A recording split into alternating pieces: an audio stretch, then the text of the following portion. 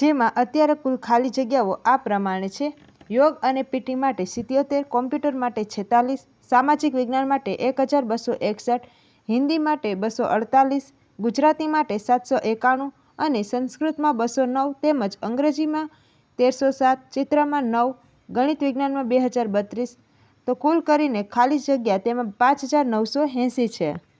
હવે જે જગ્યા ખાલી પડશે એની સંખ્યા આ પ્રમાણે છે કે યોગ અને શારીરિક શિક્ષણમાં 77, કોમ્પ્યુટરમાં 46, સામાજિક વિજ્ઞાનમાં 1261, હિન્દીમાં 248, ગુજરાતીમાં 791, સંસ્કૃતમાં 209, અંગ્રેજીમાં 1307, ચિત્રમાં 9, ગણિત વિજ્ઞાનમાં 2032.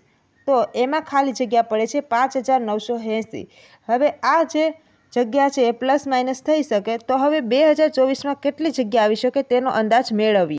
ગુજરાતી માધ્યમમાં જે 3500 જગ્યા આવશે એમાં વિષય પ્રમાણે આ પ્રમાણે જગ્યા આવશે. ગણિત વિજ્ઞાન વિષયમાં 1200, અંગ્રેજી વિષયમાં 800, સામાજિક વિજ્ઞાન વિષયમાં 750, ગુજરાતી વિષયમાં 450, સંસ્કૃત વિષયમાં 120 તેમજ હિન્દી વિષયમાં 140 જેટલી જગ્યા